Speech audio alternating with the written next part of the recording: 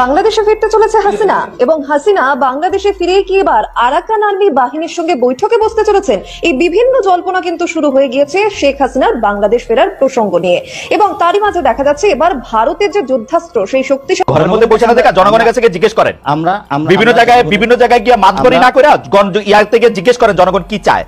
আমি এটা পলিটিশিয়ানদের আমরা দেখতেছি আপনারা বিভিন্ন জায়গায় সালিশ করতেছেন, বিচার করতেছেন, কে দিয়েছে আপনাদের এইগুলি করতে কথা সাথে কথা বলতে চাইছি। আপনারা আমার সাথে মূলত এই 6 দিনেই বাংলাদেশের ভবিষ্যৎ নির্ধারিত হয়ে যাবে। অনেকে হয়তো ভাবতেছেন এটা কেমন কথা। জি, এই যে 6 দিন অবস্থান করবেন ভারতে জয়শঙ্কর এবং তার টিম,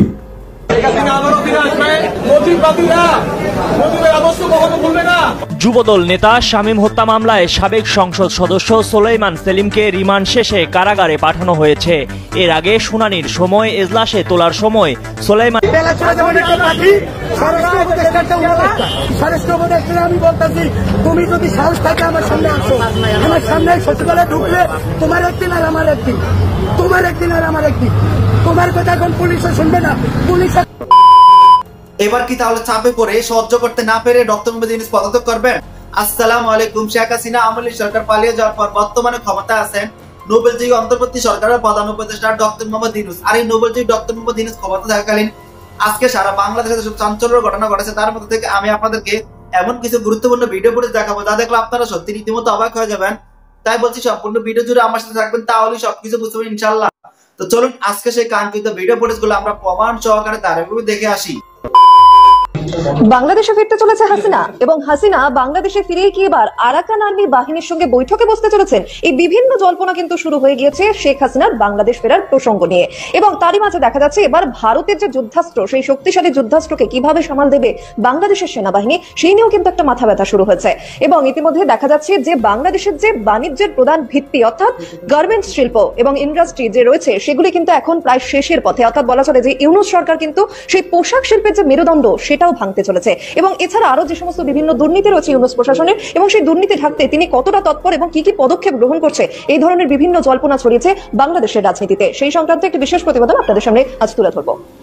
বাংলাদেশ এখন প্রবল চাপে, একদিকে আরাকান আর্মি, অন্যদিকে ভারতের সেনাবাহিনী, কার্যত বেসামাল ইউনূস সরকার।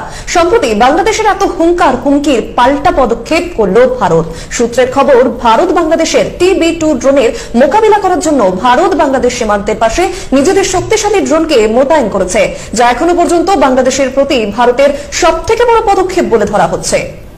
এর আগে ভারত একাধিকবার বাংলাদেশকে বার্তা দিয়েছে, কখনো ভারতের বিদেশ মন্ত্রকের তরফে, কখনো ভারতের প্রধানমন্ত্রী নরেন্দ্র মোদী নিজে বার্তা দিয়েছেন, কিন্তু কিছুতেই লাগাম টানেননি ইউনূস। এবার বাংলাদেশকে কঠোর বার্তা দিতে বড় পদক্ষেপ করল ভারত।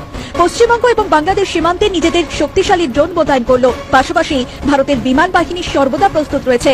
প্রসঙ্গত, বেশ কিছুদিন ধরেই ভারত বাংলাদেশের সম্পর্ক তিক্ত জায়গাতে পৌঁছেছে। তখন বাংলাদেশ তুরস্ক থেকে TB2 ড্রোন কিনেছিল। এর মধ্যে 6টি ড্রোন ভারতের সীমান্তের কাছে মোতায়েন করা হয়। এই তুর্কি ড্রোনগুলি ভারতের সীমান্তের কাছে যখন ঘোরাফেরা করছে তখনই ভারতও পাল্টা নজরদারি শুরু করে। বাংলাদেশ আসলে এই ড্রোনগুলির মাধ্যমে কি করছে সেটি বোঝার চেষ্টা করে। এমনকি মেঘালয় সীমান্তের কাছেও এই ড্রোনগুলি উঠতে দেখা যায়। বাংলাদেশ ভারতের উপর নজরদারি চালাচ্ছে তা কার্যত পরিষ্কার ভারতের। এদিকে ভারতও চুপ করে বসে থাকবে না। আগেই জানানো হয়েছিল বাংলাদেশ এই ধরনের কার্যকলাপ চালালে ইসরায়েল থেকে কেনা হিরন ড্রোনকে মোতায়েন করবে। এমনকি সীমান্তের সমস্ত জায়গা একেবারে সিল করে দেওয়া হয় ভারতের তরফে।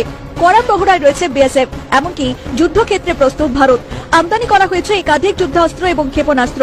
উত্তর পূর্ব সীমান্তে প্রচুর পরিমাণে সেনা মোতায়েন করেছে ভারত। জানা গিয়েছে বাংলাদেশের চট্টগ্রাম জেলা সংলগ্ন সীমান্তের কাছেই প্রায় 35,000 সেনা মোতায়েন করা হয়েছে। বাংলাদেশের দিকে তাক করা হয়েছে পিনাকা গাইডেড মিসাইল, যার রেঞ্জ 70 থেকে 75 কিলোমিটার। প্রয়োজনে পরমাণু অস্ত্র বহনে সক্ষম এই ক্ষেপণাস্ত্র। এদিকে সেনা মোতায়েনে উদ্বেগ বাড়িয়েছে ইউনূস প্রশাসনকে। এবার সামনে এলো সুখোই 57। রাশিয়া থেকে ভারত পেতে চলেছে সুখোই 57, যা দক্ষিণ পূর্ব এশিয়া এবং সারা বিশ্বে সবচেয়ে শক্তিশালী ফাইটার জেট।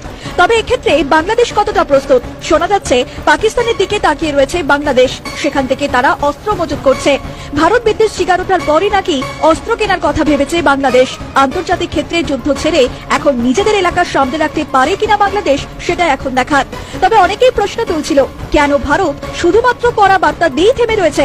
কিন্তু ভারত ভিতরে ভিতরে কূটনৈতিক চাল দিচ্ছে, হিরন ড্রোন মোতায়েন করছে, যার নিঃসন্দেহে উদ্বেগ বাড়াচ্ছে ইউনূসকে, তা বলাই বাহুল্য। এখন দেখার এই খবর শোনার পর বাংলাদেশের ঠিক কি করণীয়। ব্যুরো রিপোর্ট, নিউজ বর্তমান। ভারতের বিদেশমন্ত্রী এস জয়শঙ্কর পৌঁছে গিয়েছেন আমেরিকায়। বছর শেষে তার দীর্ঘ 6 দিনের মার্কিন সফর ঘিরে বিশ্বজুড়েই তৈরি হয়েছে কৌতূহল। জো বাইডেনের সময়সীমা প্রায় শেষ, আর 20 জানুয়ারি শপথ নেবেন ডোনাল্ড ট্রাম্প। এই আবহে ভারতের বিদেশমন্ত্রী কাদের সঙ্গে বৈঠক করবেন, কোন কোন বিষয় নিয়ে আলোচনা হবে, বাংলাদেশ নিয়ে তার বাড়তি তৎপরতা থাকে কিনা, সেটা নিয়েই এখন চর্চা চলছে। বছর শেষে 6 দিনের মার্কিন সফরে পৌঁছে গেলেন ভারতের বিদেশমন্ত্রী এস জয়শঙ্কর। 24 থেকে 29 ডিসেম্বর মার্কিন যুক্তরাষ্ট্রে থাকবেন। এই সময়কালে তিনি একাধিক বৈঠক করবেন বলেও জানিয়েছে বিদেশ মন্ত্রক। ওয়াকিবহাল মহলের মতে বর্তমান মার্কিন প্রেসিডেন্ট জো বাইডেনের বিদায়কাল ও পরবর্তী প্রেসিডেন্ট ডোনাল্ড ট্রাম্প শপথ নেওয়ার এই বিশেষ সন্ধিক্ষণে এস জয়শঙ্করের মার্কিন সফর যথেষ্ট তাৎপর্যপূর্ণ। আগামী 20 জানুয়ারি আনুষ্ঠানিকভাবে আমেরিকার প্রেসিডেন্ট পদের দায়িত্ব নেবেন ডোনাল্ড ট্রাম্প। তার আগে ভারতের বিদেশমন্ত্রীর মার্কিন সফর নিয়ে যথেষ্ট কৌতূহলের সৃষ্টি হয়েছে কূটনৈতিক মহলে। বর্তমানে ভারতের 3 প্রতিবেশী দেশ পাকিস্তান, বাংলাদেশ ও মিয়ানমারে রাজনৈতিক অস্থিরতা চলছে। বিশেষ করে বাংলাদেশ নিয়ে বিড়ম্বনায় মোদী সরকার। কারণ এককালে ভারতের বিশেষ বন্ধু দেশ বাংলাদেশ এখন ভারতের সঙ্গে পায়ে পা লাগিয়ে ঝগড়া করতে উদ্যত। শেখ হাসিনার পতন ও দেশত্যাগের পর মোহাম্মদ ইউনূসের তদারকি সরকার ছলে বলে কৌশলে ভারতকে প্যাচে ফেলতে চাইছে। এমনকি কারণে অকারণে ভারতকে হুমকিও দিয়ে চলেছে। যদিও বড় প্রতিবেশী হিসেবে কূটনৈতিক শিষ্টাচার দেখিয়ে ভারত এখনো পর্যন্ত কড়া কোনো পদক্ষেপ নেয়নি, কিন্তু শেখ হাসিনার প্রত্যাবর্তন চেয়ে বাংলাদেশ এবার ভারতের ধৈর্যের বাঁধ ভেঙে দিল। ভারত যেকোনো মতেই হাসিনাকে বাংলাদেশের হাতে তুলে দেবে না, সেটা ভালোভাবে জানে মোহাম্মদ ইউনূস এবং তার উপদেষ্টা মণ্ডলী। যে কারণে এতদিন মুখে বললেও সরকারিভাবে হাসিনার প্রত্যাবর্তন চায়নি তারা। কিন্তু সম্প্রতি শেখ হাসিনার প্রত্যাবর্তন চেয়ে নয়াদিল্লির কাছে নোট ভার্বাল পাঠিয়েছে ঢাকা, জানিয়ে বাংলাদেশ প্রসঙ্গে নতুন করে ভাবতে হচ্ছে ভারত।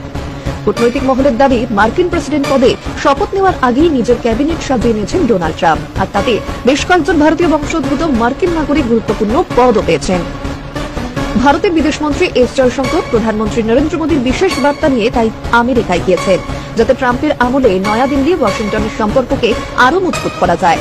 জয়শঙ্করের মার্কিন সফর নিয়ে বিদেশ মন্ত্রক যে বিবৃতি দিয়েছে তাতে বলা হয়েছে, জয়শঙ্কর দ্বিপাক্ষিক, আঞ্চলিক এবং আন্তর্জাতিক বিভিন্ন বিষয় নিয়ে আলোচনা করতে অনেকগুলি বৈঠক করবেন।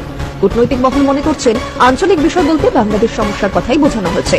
প্রসঙ্গত 2016 থেকে 2020 সালে ট্রাম্পের শাসনকালে ভারতের প্রধানমন্ত্রী নরেন্দ্র মোদীর সম্পর্ক অতি সুমধুর ছিল। ট্রাম্প দ্বিতীয়বার প্রেসিডেন্ট নির্বাচিত হওয়ার পর তিনি মোদীর নাম নিয়ে উচ্ছ্বসিত প্রশংসাও করেছেন। অপরদিকে জো বাইডেনের রাজত্বকালে আমেরিকার সঙ্গে ভারতের সম্পর্ক খুব একটা সুখকর ছিল না। সেই সময়কালে মার্কিন প্রশাসন বহুবার ভারতের বিভিন্ন অভ্যন্তরীণ বিষয়ে মন্তব্য করে নরেন্দ্র মোদীর বিড়ম্বনা বাড়িয়েছিল। কিন্তু আসন্ন ট্রাম্পের রাজত্বকালে এই সম্ভাবনা যাতে না তৈরি হয়, তাই আগেভাগে ট্রাম্পের ক্যাবিনেটের কর্তা ব্যক্তিদের সঙ্গে বৈঠক করতে আমেরিকা ছুটলেন জয়শঙ্কর। পাশাপাশি বাংলাদেশে মুসলিম মৌলবাদীদের রমরমা বৃদ্ধি, জঙ্গি কার্যকলাপ বেড়ে যাওয়া, জঙ্গিদের জেল মুক্তি এবং সেদেশে সংখ্যালঘু হিন্দুদের উপর ঘটে চলা নির্মম অত্যাচার নিয়েও ভারতের বক্তব্য জানানো হবে এই বৈঠকগুলিতে। পাশাপাশি বাংলাদেশের উপদেষ্টারা যেভাবে ভারত বিদ্বেষে মন্তব্য করছেন, ভারতে যুদ্ধের হুমকি দিচ্ছেন, সেটা সম্পর্কেও ট্রাম্পের মার্কিন ক্যাবিনেটকে অবহিত করবেন বিদেশমন্ত্রী। মিয়ানমারের আরাকান আর্মি নিয়েও কথা হতে পারে বিভিন্ন স্ট্র্যাটেজিক পয়েন্ট থেকে বলে মনে করছেন ওয়াকিবহাল মহল। ফলে বিদেশমন্ত্রী এস জয়শঙ্করের এই 6 দিনের মার্কিন সফরের দিকে নজর রাখছে বাংলাদেশ, পাকিস্তান, চীনের মতো প্রতিবেশী দেশগুলি। আর এখন থেকেই আতঙ্কে দিন কাটানো শুরু করছেন Mohammad Yunus. Bureau report, news বর্তমান। বাংলাদেশের বাতাসেও যেন মিশে গিয়েছে ভারত বিদ্বেষ। শেখ হাসিনার পদত্যাগ ও দেশ ছেড়ে পালিয়ে আসার পর থেকে শুরু হয়েছে রাজনৈতিক চাপানোতর। কখনো বাংলা, বিহার, ওড়িশা দখল করার, কখনো বা 7 সিস্টার দখলের হুমকি প্রতি মুহূর্তে ধেয়ে আসছে বাংলাদেশের বিভিন্ন রাজনৈতিক নেতাদের তরফে। এমনকি প্রকাশ্যে যুদ্ধ ঘোষণা করার মতো দুঃসাহস দেখাতেও পিছু পা হয়নি তারা। ভারতকে নিশানা করে তুলছে ভারত বিরোধী জিকার। বাংলাদেশের রাজনৈতিক পট পরিবর্তনের পর থেকেই শুরু হয়েছে হিন্দু ও সংখ্যালঘুদের উপর অত্যাচার ও হামলা। প্রকাশ্যে ভারত বিরোধী স্লোগান তুলছে বাংলাদেশের বিভিন্ন মহল। সম্প্রতি দেখা গিয়েছে বাংলাদেশের প্রাক্তন সেনাকর্মীকেও হুঁশিয়ারি দিচ্ছেন 4 দিনের মধ্যে কলকাতা দখলের। আবার কেউ তো ভারতকে একঘরে করে রাখারও দাবি তুলছে। ভারতের পাশাপাশি যখন আমেরিকা থেকেও খুব বেশি সহায়তা বা সুবিধা করার সুযোগ পাচ্ছে না, তখন সরাসরি আমেরিকা দখলের হুঁশিয়ারিও দেওয়া চলছে বাংলাদেশ থেকে। আর সেই সমস্ত ভারত বিরোধী হুঙ্কার ছড়িয়ে পড়েছে সমাজ মাধ্যমে। তাদের এই ফাঁকা আওয়াজে হাসির রোল উঠেছে নেট দুনিয়ায়। আর এই আবহে ফের বাংলাদেশ হাসির খোরাক। ফের প্রকাশ্যে বিএনপি নেতৃত্বের গলায় যুদ্ধের সুর। সরাসরি ভারতের রাফাল বিমান নিয়ে হাস্যকর চ্যালেঞ্জ ছুড়ে যুদ্ধজীবীর বিএনপি নেতার। বিভিন্ন বাংলাদেশি সংবাদ মাধ্যম থেকে জানা যাচ্ছে রাফাল প্রসঙ্গে বিএনপি নেতার প্রকাশ্যে দিল্লিকে হুঁশিয়ারি। এমনকি ভারতীয় অভিনেত্রীদেরও কটাক্ষ করেছেন বিএনপি নেতা। বেশ কিছু হাস্যকর মন্তব্য করেছেন বিএনপি নেতার বক্তব্য, বাংলাদেশিরা একবার লুঙ্গি কোটালে ভারতীয় রাফালও আর ধোপে টিকবে না, এমনই ব্যঙ্গাত্মক হুঙ্কার ওই নেতার। পরিস্থিতি যেদিকে এগোচ্ছে তাতে ফের চর্চার কেন্দ্রবিন্দু ভারতীয় বায়ুসেনার অন্যতম প্রধান শক্তি রাফাল যুদ্ধ বিমান। এবার প্রশ্ন থেকেই যাচ্ছে, এই রাফালের বিশেষত্ব কি? রাফালকে নিয়ে কেন এটা এত মাথা ব্যথা শত্রুদের? ভারতীয় বায়ুসেনার কাছে রয়েছে ফ্রান্সে তৈরি রাফাল যুদ্ধ বিমান। রাফালের হচ্ছে দুটি ইঞ্জিন, যার ফলে দুর্ঘটনা ঘটার সম্ভাবনা অনেক কম এবং জ্বালানিও কম লাগে। এর সর্বোচ্চ গতিবেগ ঘন্টায় 2130 কিলোমিটার। এর সক্ষমতা অনেক বেশি। দীর্ঘ উচ্চতা থেকে আঘাত হানতেও মাটির কাছাকাছি পৌঁছেও শত্রু ঘাঁটি ধ্বংস করতেও সক্ষম এই রাফাল। এক কথায় সার্বিকভাবে পারদর্শী এই যুদ্ধ বিমান, কারণ হামলার আগে আকাশ সীমায় ঢুকে প্রতিপক্ষ অর্থাৎ শত্রু ঘাঁটির ছবিও তুলে আবার সুরক্ষিতভাবে ফিরে আসতেও পারদর্শী রাফাল যুদ্ধ বিমান। সব দিক থেকে নিজের সক্ষমতা ও পারদর্শিতার জন্য ফ্রান্সের তৈরি এই রাফাল যুদ্ধ বিমানকে মাল্টি রোল ফাইটার জেট নামেও অভিহিত করা হয়ে থাকে। ইরাক ও সিরিয়ায় বিভিন্ন জঙ্গি ঘাঁটি শেষ করতেও সক্ষম এই রাফাল। এই রাফাল যুদ্ধ বিমানটিকে অপরিহার্য অস্ত্র হিসেবে ব্যবহার করতে শুরু করেছে ফরাসি বায়ুসেনারা। ব্যুরো রিপোর্ট, নিউজ বর্তমান। আন্তর্জাতিক ক্ষেত্রে ভারতের সামরিক শক্তি কতটা শক্তিশালী, কোন জায়গাতে রয়েছে আমাদের দেশ, সেই নিয়ে অনেকের নানান প্রশ্ন। সেই তথ্য নিয়ে আলোচনা করব আজকের প্রতিবেদনে। তবে এটুকু প্রাথমিকভাবে বলা যায়, 1962 সালে ভারত চীন যুদ্ধের সময় যে ভারত দুর্বল ছিল, সেই ভারত একেবারেই পাল্টে গিয়েছে, যে কারণে ভারত এখন অনেক দেশে সমঝে চলে। তথ্য বলছে তৃতীয় শক্তিধারী দেশ হলো ভারত। জাপানকে হটিয়ে তৃতীয় জায়গা করে নিয়েছে আমাদের দেশ। লুই ইনস্টিটিউট এশিয়া পাওয়ার ইন্ডেক্সের তালিকায় ভারতের তৃতীয় স্থান নিশ্চিত করেছে। সামরিক শক্তি, রাজনৈতিক ক্ষমতা, শত্রু মোকাবিলাতে এগিয়ে রয়েছে ভারত। বিভিন্ন সময় রাশিয়া থেকে অস্ত্র কিনে নিজেদের অস্ত্র ভান্ডার মজবুত করেছে। ভারতের সেনাবাহিনী রয়েছে উল্লেখযোগ্যভাবে। প্রথম স্থানে রয়েছে আমেরিকা, দ্বিতীয় স্থানে চীন এবং তৃতীয় স্থানে ভারত। তথ্য বলছে ভারতের প্রতিবেশী দেশ রয়েছে সামরিক দিক থেকে 16 নম্বরে এবং বাংলাদেশ রয়েছে 20 নম্বরে। গ্লোবাল ফায়ার পাওয়ার ইন্ডেক্স বলছে প্রথম স্থানে আমেরিকা, দ্বিতীয় স্থানে রাশিয়া এবং এই তালিকায় অনুযায়ী চীন রয়েছে তৃতীয় স্থানে, ভারত চতুর্থতে। তারা বলছে ভারত সামরিক শক্তির দিক থেকে এতটাই নিজেদের গতি বাড়িয়েছে তা অবাক করার মতো। ভারতের কাছে উল্লেখযোগ্য ড্রোন রয়েছে, যার সংখ্যা 625টি। এর মধ্যে অন্তর্ভুক্ত 600টি স্পাইলাইট ড্রোন, যেগুলি 2019 সালে সেনাবাহিনীতে অন্তর্ভুক্ত করা হয়েছে। এছাড়াও ইসরায়েল থেকে $400 বিলিয়ন খরচ করে উন্নত মানের ড্রোন বহন করেছে। 10টি হিরন ড্রোন সংগ্রহ করা হয়েছে। এই ড্রোনগুলিতে রয়েছে অত্যাধুনিক সেন্সর, পাশাপাশি কড়া নজরদারি চালাতে পারে। এমনকি অস্ত্রসজ্জিতও রয়েছে ড্রোনগুলিতে। ভারতের পাওয়ার ইন্ডেক্স স্কোর 0.123। চীনের ক্রমবর্ধমান শক্তিকে মোকাবিলা করার জন্য ভারত ব্যাপক হারে বিনিয়োগ করেছে।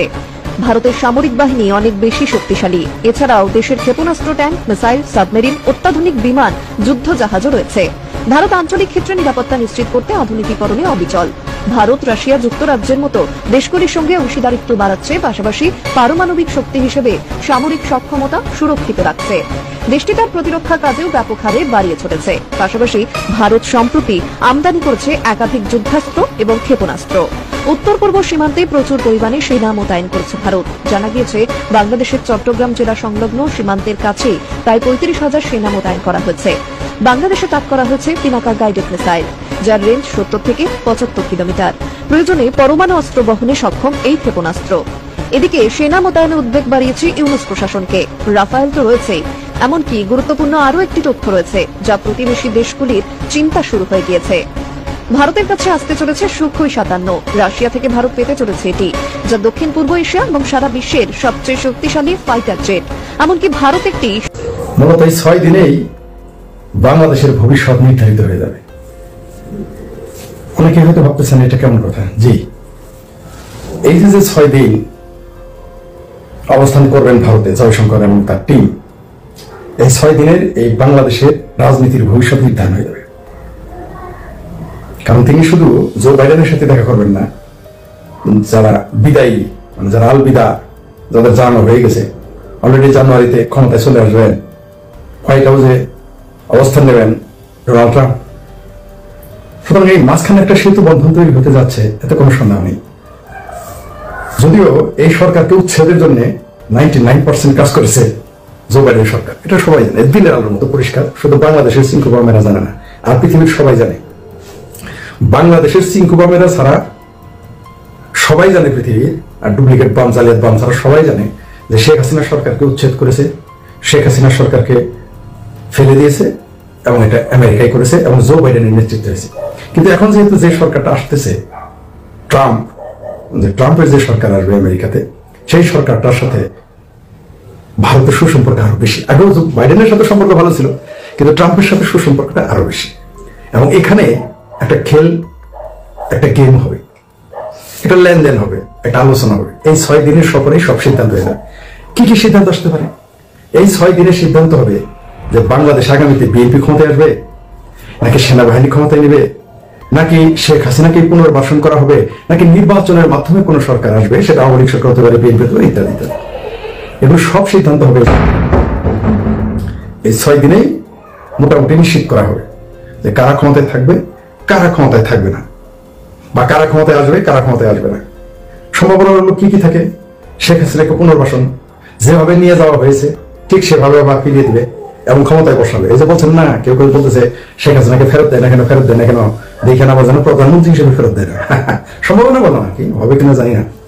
আবার আরেকটা সম্ভাবনা আছে, নির্বাচন হবে, সেই নির্বাচনের মাধ্যমে তিনি ক্ষমতায় আসবেন, সেটাও করতে পারে। অথবা বিএনপিকে নির্বাচনে আনতে পারে, অথবা সেনাবাহিনীকে সরাসরি ক্ষমতায় বসিয়ে দিতে পারে তারা, অথবা শেখ হাসিনাকে পুনর্বাসন করতে পারে, অথবা বাংলাদেশে সার্বভৌমত্বকেও হুমকির মধ্যে ফেলতে পারে। সার্বভৌমত্ব কিভাবে হুমকির মধ্যে আসবে? পূর্ব তিমুর যেভাবে আলাদা হয়ে গেছে, পৃথক হয়ে গেছে, কি কারণে? সেই আলোচনাটা কিঞ্চিত সম্ভব, এটা সম্ভাবনা 1-2% বা 5%, কিন্তু সম্ভাবনাটা আছে। ভারত তাকে বলতে পারে, ভারতের যেহেতু বিশাল কূটনৈতিক শক্তি আছে, কূটনৈতিক ভাবে ভারত শুধু পাওয়ারফুল না, বিশাল পাওয়ারফুল। কূটনীতিতে ভারত কত শক্তিশালী যেটা আপনারা বোঝেন না, যে শেখ হাসিনা, আপনারাই তো বলেন শেখ হাসিনা সরকারকে, বিনা ভোটের সরকারকে এত বছর টিকে রেখেছে ভারত, এটা তো আপনারাই বলেন। আপনাদের ভাষাতেই তো বলা যায় ভারত কত শক্তিশালী কূটনৈতিক ভাবে, তাই না? তো আপনারা যেভাবেই পারছেন, জো বাইডেন তো অবশ্যই ভারতের সাথে আমেরিকার কূটনৈতিক শক্তিশালী, আমেরিকার সামরিকভাবে শক্তিশালী, অর্থনৈতিকভাবে শক্তিশালী, কোনো সন্দেহ নেই। সেই জন্য উচ্ছেদ ঘটিয়ে দিয়েছে শেখ হাসিনা সরকারকে। কিন্তু রাজনীতিতে স্থায়ী শত্রু মিত্র বলতে কিছু নেই, যদিও বাংলাদেশ আর পাকিস্তানের লোকজনের কাছে স্থায়ী শত্রু হচ্ছে ভারত, ঠিক আছে? কিন্তু পৃথিবীতে স্থায়ী কোনো রাজনৈতিক শত্রু মিত্র নেই। এখন আপনারা দেখতে পাচ্ছেন যে এই 6 দিনের মধ্যে কি কি ঘটবে। আমি তো আপনাদের একটা সম্ভাবনা বললাম, আরো কি কি সম্ভাবনা থেকে আপনারা জানাবেন। নিগোজিয়েশন হবে, নিগোজিয়েশন, ভারতের সাথে আমেরিকার একটা আলোচনা হবে, সেখানে একটু লেনদেন হবে, এবং সেই লেনদেনে কে কি পাবে না পাবে তার সাথে দর কষাকষি হবে। আর প্রেসার বাহিনী হিসেবে থাকবে হলো ট্রাম্পের প্রশাসন। জো বাইডেন যদি আমেরিকার প্রস্তাব না মানে, জো বাইডেন যদি ভারতের প্রস্তাব না মানে, বা ভারতের বেশিরভাগ কথা না শুনে, ভারতের কোনো কথা শোনে, তাহলে আমেরিকার প্রশাসন থাকবেই। আর আপনারাই তো বলেন যে আমেরিকা নাকি পররাষ্ট্র নীতি বদলাবে, ভালো কথা। তাহলে জো বাইডেন আর ট্রাম্পের সাথে তো একটা ইন্টারনাল লিঙ্ক তো থাকবেই। ভারত এখানে গিয়ে কি কি করবে? তারা বোঝাবে যে বাংলাদেশের চাইনিজ প্রভাব বেড়ে গেছে, এটা বোঝাবে, এবং সক্ষম এটা আমেরিকা গিলে ফেলবে এই টুকটা, যে বাংলাদেশে যদি শেখ হাসিনা সরকার না থাকে, বা ভারতের কোনো প্রভাবিত সরকার, শেখ হাসিনা সরকার অন্য করতে পারে, মুক্তিযুদ্ধের যে কোনো পক্ষের সরকার চলে আসতে পারে, বা অন্য কোনো কিছু আসতে পারে, সবকিছুই আসতে পারে, সবকিছুর সম্ভাবনা থাকে। কোনোটাই আপনি সম্ভাবনা ফেলেও দিতে পারবেন না, ধরে রাখতে পারবেন না। সে বলতে পারে যে ভারতের সমর্থিত সরকার না থাকলে এইখানে চাইনিজ প্রভাব বেড়ে যাবে, তখন আমেরিকা টুকটা সবার আগে খাবে, তারপরে বলবে বাংলাদেশটা জমিবাদে ভরে যাবে, এইটুকু আমেরিকা খাবেই। আর ভারত কূটনীতিতে কত শক্তিশালী তা তো বুঝতেই গেছেন, সারা পৃথিবীতে তার কূটনীতি অনেক লম্বা। এমনিতে ভারত চাণক্য নীতির দেশ। পাশাপাশি কি ঘটবে? সবচেয়ে বিপজ্জনক যেটা আমাদের বাংলাদেশের জন্য, যে বাংলাদেশকে ভেঙে ফেলতে পারে, এই আলোচনাও তাদের মধ্যে হতে পারে, যেটা আমাদের জন্য সবচেয়ে বেশি বিপজ্জনক। কারণ আজ পর্যন্ত যত যেই জায়গাতেই মৌলবীরা চাকরি শুরু করছে, যেই জায়গাতেই মুসলিম জঙ্গিবাদ আশ্রয় প্রশ্রয় বড় হয়ে গেছে, সেই দেশটা, সে অঞ্চলটাতে শুধু সার্বভৌমত্বের মুখে পড়ে না, পুরো অঞ্চলটাই বিপজ্জনক হয়ে ওঠে। সুতরাং আমেরিকা চাইবে না যে আল কায়দার মতো, তালেবানের মতো আরেকটা পরিস্থিতি এখানে সৃষ্টি হোক, সে চাইবে না। আর সে ভারতের বক্তব্য অবশ্যই শুনবে। কেন শুনবে? কারণ ভারত একটা বড় রাজনৈতিকভাবে প্রতিষ্ঠিত একটি দেশ, গণতান্ত্রিকভাবে প্রতিষ্ঠিত একটি দেশ। ভারত একটা বিশাল মার্কেট, এতগুলো মার্কেট বাংলাদেশের জন্য হারাইতে চাইবে না, ঠিক আছে? সুতরাং আমেরিকা ভারতের টোপ গিলবেই। যেখানে বাংলাদেশের কোনো লোক তো এখানে গিয়ে আলোচনাই করতে পারবে না, সাহসী নেই তাদের সে বডি ল্যাঙ্গুয়েজই নেই। তাদের বডি ল্যাঙ্গুয়েজ বাংলাদেশে একজন কূটনীতিকের সাথে কথা বলার শক্তি, সাহস, বুদ্ধি, গরিমা, চেহারা কোনোটাই তাদের নেই বাংলাদেশের। একমাত্র সালমান মুর্শিদ নাকি কি শারমিন মুর্শিদ ছাড়া কূটনৈতিক ভাবে একটা লোক ফিট নেন, ইভেন ইনক্লুডিং ডক্টর ইউনূস। কূটনৈতিক আলোচনা এরা কেউই ফিট না, আমরা কথাই বোঝেন না। একমাত্র শারমিন মুর্শিদ নাকি কি যেন একজন আছেন, উনি শুধু কূটনৈতিকভাবে আলোচনা করার যোগ্য বলে মনে করি, আর কেউ কথা বলার যোগ্যতা নেই তাদের বিদেশিদের সাথে। মানে আমেরিকায় হোয়াইট হাউসে তো ঢুকতে তাদের হাত পা কাঁপবে, তাদের কারোর পেশাব বেরিয়ে যেতে পারে, ঠিক আছে? তাই ওটা না ভাবতেছি না, বাংলাদেশের কথাই বলছি, তাদের হাত পা কাঁপবে। আর সেই জায়গায় জয়শঙ্কর গেছেন, আর জয়শঙ্কর যে কত ঝানু কূটনীতি এটা নতুন করে বলার কিছু নাই। বাংলাদেশের বাংলা বুঝবে না, কারণ তাদের সে আকলই নেই। কারণ ওই মশা তো বুঝতেই পারে না যে হাতি কি, সেটা চলেই দেখ না যে কি, কারণ মশা তো বুঝবে না হাতির যোগ্যতা কত, হাতি কত, সেটা তো বুঝতেই পারবে না। এখন বাংলাদেশের সবচেয়ে যেটা ঝুঁকিপূর্ণ সেটা হচ্ছে বাংলাদেশের সার্বভৌমত্ব নষ্ট হয়ে যেতে পারে। কারণ তারা যদি আলোচনায় চলে আসে যে বাংলাদেশের একটা অংশ ভারত নিয়ে নিবে অথবা নতুন কোন দেশ গঠন করবে বাংলাদেশ ভেঙে, তাহলে আমাদের জন্য সবচেয়ে বিপজ্জনক খবর এটা, আমাদের সবচেয়ে বিপজ্জনক। আর এটা সময় সম্ভাবনা সাবেক প্রধানমন্ত্রী বা কেউ তাকে বর্তমান প্রধানমন্ত্রী বলে শেখ হাসিনা আগেই বলে দিয়েছেন। এটা আমি নতুন কিছু বলতেছি না, যদিও আমি 7-8 মাস আগে একবার বলেছিলাম যে বাংলাদেশকে, বার্মাকে এবং ভারতকে ভেঙে একটা নতুন দেশ করতে পারে, সম্ভাবনা আছে, এটা আমি বলেছিলাম। হয়তো সেখান থেকে ভারত বাদ যাবে, তখন থাকবে বার্মা আর বাংলাদেশ। যেহেতু ভারত অনেক কূটনৈতিকভাবে শক্তিশালী, আমেরিকার সাথে কোনো না কোনো ভাবে একটা মধ্যস্থতা চলে যাবে, তখন আমরা পড়বো বিপদে। কারণ বাংলাদেশ অস্থিতিশীল হলে এখানে চায়না চলে আসবে, কোনো সন্দেহ নেই।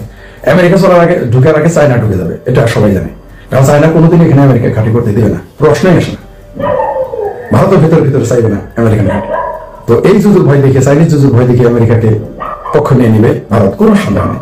তখন বাংলাদেশ সম্পর্কে পুরো বিশ্ব পরিস্থিতি, বিশ্ব যে বাংলাদেশকে চিন্তা করতেছে সে পরিস্থিতিটাই বদলে যাবে।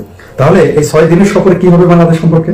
মূলত বলে দিয়েছে, 1 শেখ হাসিনাকে পুনর্বহাল, 2 নির্বাচনের মধ্যে শেখ হাসিনাকে আনা, 3 বিএনপিকে ক্ষমতায় আনা, 4 সামরিক সরকারকেও ক্ষমতায় আনতে পারে, 5 বাংলাদেশকে ভেঙে নিতে পারে। এই 6 দিনে 5টা বিষয় নিয়ে আলোচনা হবে, আরো কিছু হতে পারে। তো এই 5টা আলোচনা হবে, আপনি নিশ্চিত থাকেন, এই 5টা বিষয় নিয়ে আলোচনা হবে, যা আমাদের জন্য একই সাথে সবচেয়ে বেশি বিপজ্জনক। 5 নাম্বারটা, আমাদের বাংলাদেশকে যদি ভেঙে ফেলার চিন্তা করে তাহলে আমরা বেশি বিপদে পড়বো। তারপরে ট্রাম্প প্রশাসনে আসলে তো নরেন্দ্র মোদী যা বলবে তাই ঘটবে, কোনো সন্দেহ নেই, কোনো সন্দেহ নেই, কেউ ঠেকাইতে পারবে না। নরেন্দ্র মোদী আসলে ক্ষমতায়, ট্রাম্প পাওয়ার আসলে একেবারে নরেন্দ্র মোদীর ভাষায় কথা বলবে। তার অলরেডি তার 2টা টুইট আপনারা পেয়ে গেছেন, আপনারা দেখে ফেলেছেন। তারপরে গোয়েন্দা প্রধান হচ্ছে ইসকনের সদস্য, সেটা আলাদা বিষয়। কিন্তু আমি খুব চিন্তিত ভাই, আমি জানি না বাংলাদেশের এই নাবালক, সাবালক, তারপর কন্ডম উপদেষ্টা, তারপরে বৃদ্ধ উপদেষ্টা, অপদেষ্টা, এগুলো বুঝতে পারতেছি কিনা আমি জানি না।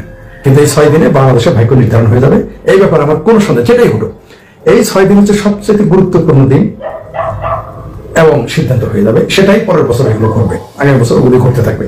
এই 6 দিনে যে সকল সিদ্ধান্ত নেওয়া হবে তার উপরে ভিত্তি করে প্রত্যেকটা সেকেন্ড, প্রত্যেকটা মিনিট, প্রত্যেকটা দিন, প্রত্যেকটা ঘন্টা, প্রত্যেকটা সপ্তাহ, মাস চলবে বাংলাদেশে। তবে এই সরকারের, বাংলাদেশে যে মহা উপদেষ্টা সরকার আছে, এই অপদেষ্টাদের কিন্তু দিন আর নাই, এরা অন্তত থাকবে না, এটা আপনি নিশ্চিত থাকেন। এরা থাকতে পারতেছে না, ধীরে ধীরে এদের এমনি আর হার্ট অ্যাটাক করবে, এমনি এদের হরকম শুকিয়ে যাবে 15 জানুয়ারি 16 জানুয়ারির পরে থেকে। তারপর ভারতের কূটনৈতিক চাল, ভারতের নিজস্ব চাল তো থাকবেই। আমেরিকাও যদি কথা না শুনে, অর্থাৎ তার সাথে একমত না হয়, ভারতের সাথে বেশিরভাগ বিষয় একমত না হয়, তাহলে ভারত তার নিজস্ব পরিকল্পনা তখন বাস্তবায়ন করা শুরু করবে এবং সেটা আরো জটিল হবে।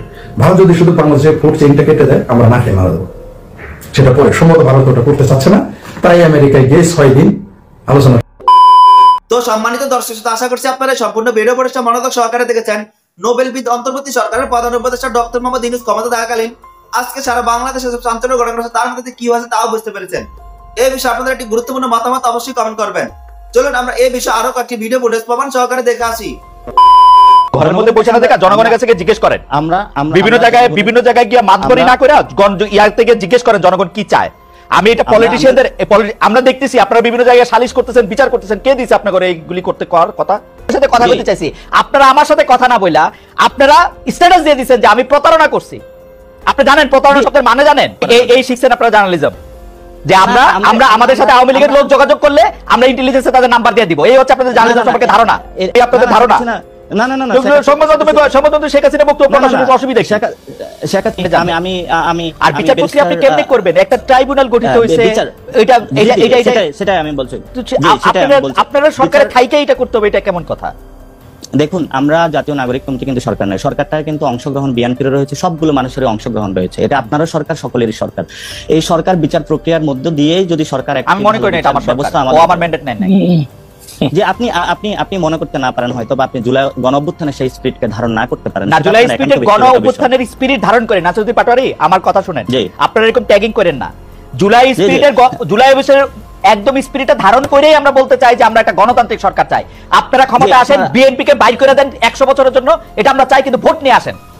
হ্যাঁ, সেটাই, আমরা ভোটে যাব, কিন্তু ভোটের মধ্যে সেই জায়গাতে আমরা আওয়ামী লীগের কোনো পুনর্বাসন দেখতে, আওয়ামী লীগের পুনর্বাসনের কথা করতে আসলো, আপনারা নির্বাচন করবেন, আওয়ামী লীগকে ইলেকশন করতে দেন না, নিষিদ্ধ করে দেন। তাহলে আওয়ামী লীগ প্রশ্নে তাহলে বিএনপির অবস্থান ক্লিয়ার করুক, জাতি তার অবস্থান ক্লিয়ার করুক, সেই জায়গায় কিন্তু আপনারা ক্লিয়ার না হয়, মানে সরকারে বলেন আওয়ামী লীগকে নিষিদ্ধ করে দিতে, সরকারে বলেন আওয়ামী লীগকে নিষিদ্ধ করে দিতে, বিএনপি কি করবে? ভাই, এখানে হলো আইনজ্ঞ একজন ব্যক্তি রয়েছেন এবং আপনিও বেশ ভালো পড়াশোনা আছে, আপনি যদি ডিরেক্টলি, যেমন ছাত্রলীগকে নিষিদ্ধ করা হয়েছিল উইদাউট এনি কমিশন, তার কোনো বিচার প্রক্রিয়ার মধ্যে কিন্তু সে আসে নাই, আপনি যদি আওয়ামী লীগকে এভাবে নিষিদ্ধ করেন উইদাউট এনি বিচার, সে কিন্তু কোনো কমিশন গঠন ছাড়া আপনি একটা দলকে নিষিদ্ধ করে দিলেন, করেন কমিশন গঠন, বিচার কমিশন গঠন করেন। সেই বিষয়গুলো তো আমরা দাবি তুলছি, কিন্তু এই দাবিগুলো তো আমরা জনগণের পক্ষের কাছে গিয়ে বুঝাচ্ছি, তুলছি। আমরা তো জনগণের কাছে এখনই যায় নির্বাচনী সভা করছি না, আমরা তো জনগণকে এখনই গিয়ে যায় প্রেসার দিচ্ছি না, ভোট চাই ভোট চাই ভোট চাই, আমরা তো এই কাজগুলো এখন করছি না। আমরা বলি ভোট, আপনারা জনগণের কাছে গিয়ে জিজ্ঞেস করেন জনগণ কি চায়, এই ঘরের মধ্যে বসে না থেকে জনগণের কাছে গিয়ে জিজ্ঞেস করেন। আমরা বিভিন্ন জায়গায় গিয়ে মাতবরি না করে ইয়ার থেকে জিজ্ঞেস করেন জনগণ কি চায়। আমি এটা পলিটিশিয়ানদের, আমরা দেখতেছি আপনারা বিভিন্ন জায়গায় সালিশ করতেছেন, বিচার করতেছেন, কে দিছে আপনাদের এইগুলি করতে করার কথা? তাহলে আপনারা কি বিচার প্রক্রিয়াটা কি করতে চান, মানে বিচার কইরা তারপরে ইলেকশন দিবেন, এরকম দাবি আপনাদের?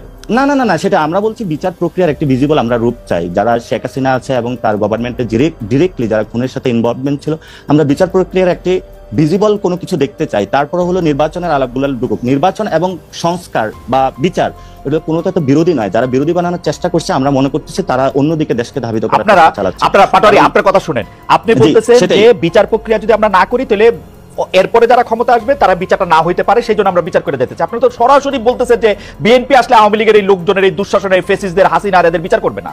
আপনি কি এরকম মনে করতেছেন?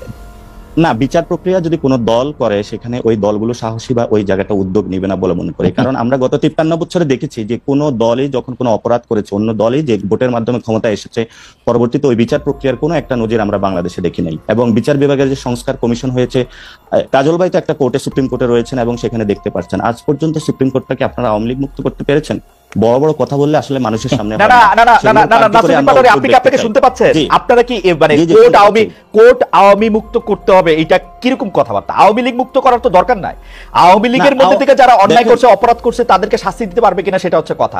আপনারা আজকে জুলাই আগস্টে যে জায়গায় দাঁড়ায় আছেন, আপনি ব্যারিস্টার কাজলকে জিজ্ঞেস করেন গত 15 বছরে বিএনপি, জামায়াতের, বিরোধী দলের কত লোকের রক্তের উপর দাঁড়ায় আপনারা রক্তে দাঁড়াইছেন। গত 15 বছরে যারা গুম হয়েছিল, খুন হয়েছিল, একবারও কি তাদের পক্ষে দাঁড়িয়ে কখনো বিচার দাবি করা হয়েছিল?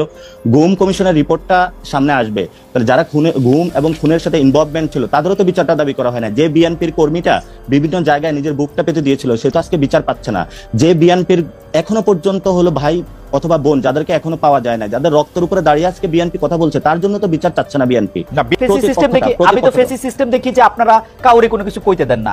এই সরকারের আমলে কারো ইন্টারভিউ নিতে গেলে 3 জন 3 জায়গায় দিয়ে লেখে, এ প্রতারণা করছে, এইটা করছে, আপনারা তো কারো কথাই শুনতে চান না। আমি মতিউর রহমান চৌধুরীকে আবার উদ্ধৃত করতে চাই, মতিউর রহমান চৌধুরীকে আবার উদ্ধৃত করতে চাই। তিনি বলতেছেন এই বাংলাদেশের এই সরকারের এগেইনস্টে কোনো রিপোর্ট কোথাও ছাপা হয় না, তো ওনারা কি সব ফেরেশতা? না, মতিউর রহমান কিন্তু একটা বিতর্ক সৃষ্টি করেছিলেন, কিন্তু আমরা বরাবরই হলো যে কোনো সংবাদ, মতিউর রহমানের বিতর্ক বাদ দেন, মতিউর রহমানের এই কথা নিয়ে কথা আমরা বরাবরই যে কোনো সংবাদ মাধ্যমের স্বাধীনতা, আমরা সংবাদ মাধ্যমের স্বাধীনতার জন্য আপনি সর্বপ্রথম হলো আমাদেরকে পাবেন, যদি বুলেটটা পড়ে সেটা আমাদের মধ্যেই পাবেন, কারণ আমরা সংবাদপত্রের স্বাধীনতায় বিশ্বাস করি। এবং এই সরকারের সময় সর্বোচ্চ লেভেলের হলো বাংলাদেশের সংবাদপত্র এবং মিডিয়া যারা আছে সর্বোচ্চ স্বাধীনতা ভোগ করছে। আপনি মিডিয়া পাড়ায় খোঁজ নেন, বিভিন্ন জায়গায় খোঁজ নেই বলতেছি। আমি আপনাদের একটা তথ্য দিই, জনাব নাসিরুদ্দিন পাটোয়ারি, আপনাদের সমন্বয়কদের একজন জনাব হাসনাত, তিনি একটা টেলিভিশনের মালিকের ভবনে গিয়ে একটা লিস্ট ধরায় আসছেন যে এই 10 জনকে বাদ দিতে হবে, নাইলে সময় টিভি থাকবে না, ওইটাকে ইয়া করা হবে। খালিদ ভাই আপনার তো তাহলে মিডিয়া পাড়ায় অনেক বন্ধু বান্ধব রয়েছে, মিডিয়াগুলো কারা দখল, হ্যাঁ মিডিয়াগুলো কারা দখল করেছে, সেই মিডিয়াগুলোর ভূমিকা কি ছিল? এখন দখল করছে বিএনপি লোকেরা, এখন বিএনপি লোকেরা আর সমন্বয় বিএনপি লোকেরা বিএনপি লোকেরা দখল করছে, সমন্বয়করা দখল করে নাই। কিন্তু আজকে বাংলাদেশে যে 3টি মাস হয়েছে এই পর্যন্ত মিডিয়াগুলো কেন রিপোর্ট প্রকাশ করে নাই? সেই সময় গণ অভ্যুত্থানের এই পর্যন্ত কোনো মিডিয়ার মাধ্যমে কোনো একটা রিকশাওয়ালা যার ছেলেটা আহত হয়েছে, গুলিতে শহীদ হয়েছে, কোনো একটা রিপোর্ট আপনি পড়েন নাই? সেই মিডিয়াগুলো আপনি পত্রিকা পড়েন না? হাজার হাজার রিপোর্ট, হাজার হাজার রিপোর্ট। Not about that. আপনি পত্রিকা, আমরা বাংলাদেশের সবগুলা পত্রিকা পেয়ে থাকি, এবং আপনি দেখেন নাই কোন পত্রিকাতে জুলাই আগস্টে কারা নিহত হয়েছে সেগুলো নিয়ে রিপোর্ট করে নাই? প্রত্যেকটা পত্রিকা আমরা টু দা পয়েন্টে পড়ে থাকি। এবং জুলাই আগস্টে জুলাই আগস্টে হত্যাকাণ্ড নিয়ে রিপোর্ট করে নাই পত্রিকা? খালিদ ভাই, আপনি বাংলাদেশের মিডিয়া পাড়ায় এখন যা চলছে আপনি এখনো দেখবেন, বাংলাদেশের মিডিয়া পাড়ায় এখনো এই গণ অভ্যুত্থানের পরেও কিন্তু আওয়ামী লীগের সংবাদ প্রচার হয়েছিল, এখনো কিন্তু বিভিন্ন জায়গায় আওয়ামী লীগের হলো গোপন বার্তা প্রচারিত হচ্ছে। ওই বিষয়গুলো আপনাদের কোনো অবজারভেশন? না, অবশ্যই অবজারভেশন আছে। আপনি কি মনে করেন যে শেখ হাসিনা গণভবনে থাইকা এসএসএফ লইয়া এতগুলি ইন্দুর এতগুলি বান্দর লইয়া ক্ষমতায় টিকতে পারে না, হেলিকপ্টারে চলে গেছে? আপনার কাছে কি মনে হয় গোপন বার্তা 2টা দিলে পত্রিকা প্রকাশিত হইলে আপনাকে চলে যাবে? শেখ হাসিনা আবার এসে পড়বে ক্ষমতায়? এই আপনাদের ধারণা? শেখ হাসিনা আসার বিষয় না, আসার বিষয়টা যখন আপনি নিষিদ্ধ একটি সংগঠনকে, যার খুনের রক্তের দাগ এখন আছে, আপনি তো তাকেও নিয়ে আসতে চেয়েছিলেন। চাইছিলাম তো, জনগণ যখন কথা বলেছে আপনি কিন্তু সেখান থেকে পিছপা হয়েছে। না, পিছপা হয়েছে আপনারা মামলা করার হুমকি দিচ্ছেন, আমি অ্যাটর্নি জেনারেলের সাথে কথা কইছি, তারা কইছে যে হ্যাঁ এটা মামলা করা যেতে পারে। হ্যাঁ দিছেন তো। আমি একজনের সাথে কথা বলতেছি, জনাব নাসিরউদ্দিন পাটোয়ারি, আমি একজনের সাথে কথা বলতে চাইছি, আপনারা আমার সাথে কথা না বইলা আপনারা স্ট্যাটাস দিয়ে দিচ্ছেন যে আমি প্রতারণা করছি। আপনি জানেন প্রতারণা শব্দের মানে জানেন? জি জি, এটা আমি কিন্তু এটার স্ট্যাটাসের দায়ভার নিচ্ছি না, কারণ যে স্ট্যাটাস দিয়েছে সেটাতে সে জায়গাটা বলুন। কিন্তু আমরা স্পষ্টত যেটা দেখি, ক্যাম্পাসে আমরা যাদের হাতে মাইর খেয়েছি, যারা আমাদের প্রতিনিয়ত পিছাইছে, যারা প্রতিনিয়ত যাদের হাতে হলো খুনের, আমি ওরে নিয়ে আইসা কোলে বসে আদর করতাম, এরকম আপনার ধারণা? না না না না না না, আপনি কোলে নিয়ে আইসা আদর করেন না, অথবা ও আইসা কথা বললে সব লোক আপনাদের বিরুদ্ধে চলে যেত। তাহলে আপনার সাথে তো তাদের সাথে যোগাযোগ আছে, আমার সাথে যোগাযোগ নাই। যোগাযোগ থাকতে হয় না, 50টা জায়গায় আপনাদের সাথে যোগাযোগ আছে, এবং সেই জায়গাতে বাংলাদেশের ইন্টেলিজেন্সকে একটু হেল্প করবেন কিভাবে তাদেরকে ফিরিয়ে এনে এই শিখছেন, দাবিতে হলো বিচারের এই শিখছেন আপনারা জার্নালিজম, যে আমরা আমাদের সাথে আওয়ামী লীগের লোক যোগাযোগ করলে আমরা ইন্টেলিজেন্সে তাদের নাম্বার দিয়ে দিব। এই হচ্ছে আপনাদের জার্নালিজম সম্পর্কে ধারণা। এটা হলো আমাদের জার্নালিজম ধারণা না, এটা হলো যে জায়গা থেকে খুনের বার্তা গেলে তারা আসুক বিভিন্ন জায়গায়, তারা মাঠে দাঁড়াক। শোনেন, এই যে এই সাদ্দাম, আমি আজকে টেলিভিশনে বলি, এই সাদ্দাম দিয়ে আমি হচ্ছে ওয়ার্স্ট সাফারার। ওকে আমি একটা প্রশ্ন করার পরে ও হচ্ছে 60,000 ফেসবুক ভুয়া পেজ খুলে আমার বিরুদ্ধে লিখছে। আমি মনে করছি ও আসবে না, ওইটা তার জন্য পিকনিক হইতো না। এটা আপনিও তার ভিকটিম ছিলেন। হ্যাঁ, তাহলে সেজন্যই তো আমি তার প্রশ্ন করতে চাই। আপনারা কি দেখেছেন যে এই টিমের একটি স্ট্যাটাসে এবং তাদের একটা লাইভ টক শোতে সবাইকে হত্যার হুমকি দিয়েছে? এটা কি আপনি দেখেছিলেন? আমি আমি আমি আমি আমি আমি আমি এগুলি দেখি না, আই এম সরি। আপনি আসলে আমরা প্রশ্নের মধ্যে আসেন, দেখবেন প্রশ্নের মধ্যে আসেন, কারণ এই যে আপনি যে এটার কথা বললেন এটা নিয়ে আমার কোনো ইন্টারেস্ট নাই, দেখেন কোনো ইন্টারেস্ট নাই এখন।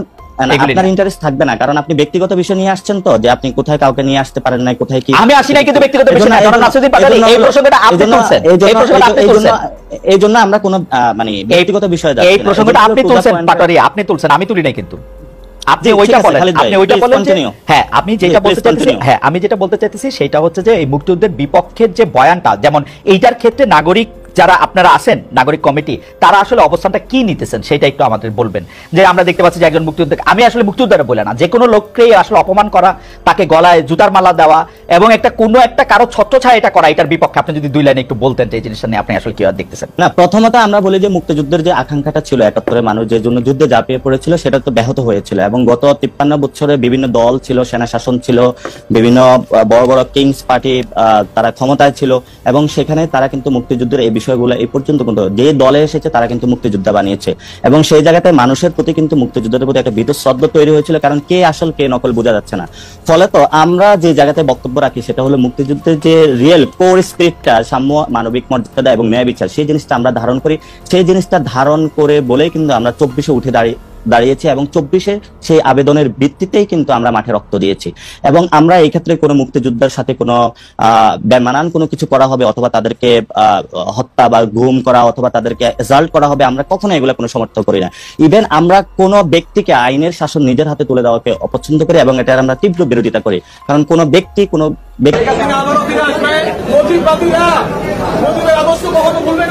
যুবদল নেতা শামীম হত্যা মামলায় সাবেক সংসদ সদস্য সোলাইমান সেলিমকে রিমান্ড শেষে কারাগারে পাঠানো হয়েছে। এর আগে শুনানির সময় এজলাসে তোলার সময় সোলাইমান সেলিম বলেন, কারাগারে সরকারি 2 বেলা ভাত খাই, দেশের মানুষ তাও পায় না। মুজিববাদীরা আবার ফিরে আসবে, মুজিবের আদর্শ কেউ অমান্য করবে না। দেশের অবস্থা ভালো না, আমরা তো সরকারি 2 বেলা ভাত খাই, কিন্তু দেশের মানুষ তো 2 বেলা ভাত পায় না। আমার মুখ রক্ষা চাপায় রাখার চেষ্টা করুন। মুজিববাদীরা মুজিবের আদর্শ কখনো ভুলবে না। বৃহস্পতিবার ঢাকার additional chief metropolitan magistrate Ziadur রহমানের আদালতে এই আদেশ দেওয়া হয়।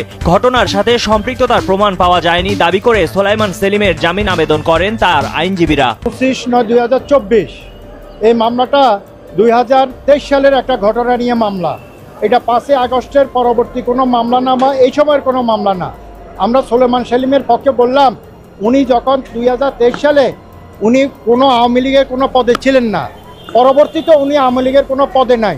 একমাত্র ওয়ালটন এসি দিচ্ছে 1 বছরের রিপ্লেসমেন্ট গ্যারান্টি।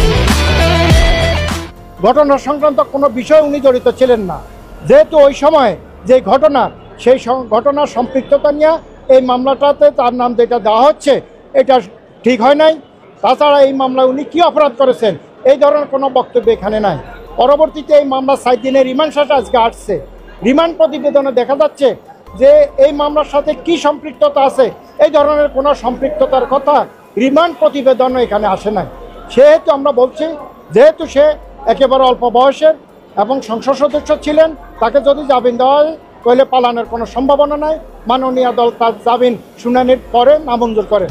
তবে জামিন দিলে দেশে বিশৃঙ্খলা সৃষ্টির সম্ভাবনা আছে দাবি করে যুক্তি উপস্থাপন করেন রাষ্ট্রপক্ষের আইনজীবী। পরে আবেদন নাকচ করে দেন বিচারক। সোলাইমান সেলিমের পক্ষে তাদের আইনজীবী তার জামিনের প্রার্থনা করেন। আমরা বলেছি যে আজকে দেশের ফ্যাসিস্টের সহযোগীরা দেশে অশান্তি করার চেষ্টা করছে, তো যদি এদেরকে জামিন দেওয়া হয় তাহলে তারা ফ্যাসিস্টের সহযোগীদের নিয়ে দেশে অশান্তি সৃষ্টি করবে এবং সরকারের উৎখাতের জন্য তারা বিভিন্ন ধরনের প্রক্রিয়া অংশগ্রহণ করবে। এই মুহূর্তে তাদেরকে জামিন দেওয়া সমীচীন হবে না এবং অ্যাডভোকেট কামরুল ইসলামের পক্ষে কোনো আসামি কোনো আইনজীবী জামিন প্রার্থনা করে নাই। সেই জন্য বিজ্ঞ আদালত সোলাইমান সেলিমের জামিন নামঞ্জুর করে এবং অ্যাডভোকেট কামরুল ইসলাম দুজনকেই সিডব্লিউ মূল্যে জেল হাজতে পারেন। শেখ ফরিদের পাঠানো তথ্যচিত্রে ডেস্ক রিপোর্ট ময়ূখ ইসলাম, কালের কণ্ঠ।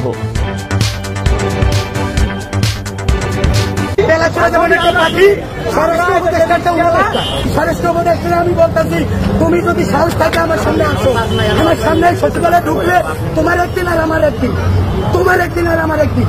তোমার কথা এখন পুলিশও শুনবে না, পুলিশ এখন কোন দলের কথা শুনবে না। পুলিশ জনগণের সাথে আছে, পুলিশ আমার সাথে আছে, পুলিশ তোমার সাথে আছে, পুলিশ কোন উপদেষ্টার গুল্লি মারে না। তেলাচুরা যেমন একটা পাখি, স্বরাষ্ট্র উপদেষ্টারটা উপদেষ্টা। আমরা তেলাচুরার কতদূর উঠতে পারি, আমার এই 40 বছর জীবনে আমি এত অধর্ম উপদেষ্টা দেখি না। এই জন্য স্বরাষ্ট্র উপদেষ্টা, আইন উপদেষ্টার পদত্যাগ চাই। মাহমুদুর রহমান বা পিনাকিকে স্বরাষ্ট্র উপদেষ্টা করা হোক। এই স্বরাষ্ট্র উপদেষ্টা আমি বলতেছি, তুমি যদি সাহস থাকে আমার সামনে আসো, আমার সামনে সচিবালয়ে ঢুকলে তোমার একদিন আর আমার একদিন। পদত্যাগ, পদত্যাগ, পদত্যাগ, স্বরাষ্ট্রমন্ত্রীর পদত্যাগ চাই, পদত্যাগ চাই, পদত্যাগ, পদত্যাগ, স্বরাষ্ট্রমন্ত্রীর পদত্যাগ চাই, স্বরাষ্ট্র উপদেষ্টার পদত্যাগ চাই। আমাকে স্বরাষ্ট্র উপদেষ্টা মানে না, আমি দেখাই দিব কত জায়গায় কেটে চাই। আমাকে স্বরাষ্ট্র উপদেষ্টা করা হোক, জনগণ আমাকে স্বরাষ্ট্র উপদেষ্টা করুন। সম্মানিত দর্শক, আশা করছি আপনারা সকলে ভিডিও পড়িতে মনোযোগ সহকারে দেখেছেন। অন্তর্বর্তী সরকারের প্রধান উপদেষ্টা ডক্টর মোহাম্মদ ইউনূস ক্ষমতা থাকাকালীন আজকে সারা বাংলাদেশে যেসব ঘটনা ঘটেছে তার মধ্যে থেকে কি হয়েছে তাও বুঝতে পেরেছেন। এই বিষয়ে আপনাদের একটি গুরুত্বপূর্ণ মতামত অবশ্যই কমেন্ট করবেন। আজ এ পর্যন্তই, দেখা হচ্ছে অন্য একটি ভিডিওতে। সে ভালো থাকবেন, সুস্থ থাকবেন, আল্লাহ হাফেজ।